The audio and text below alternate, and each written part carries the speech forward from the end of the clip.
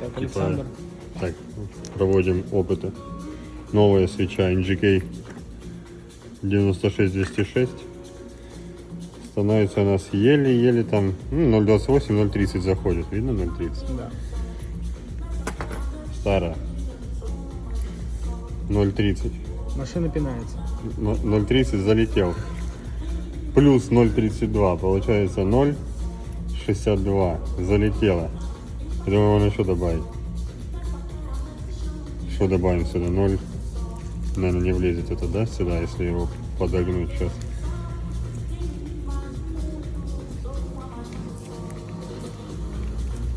Не, наверное, не влезет.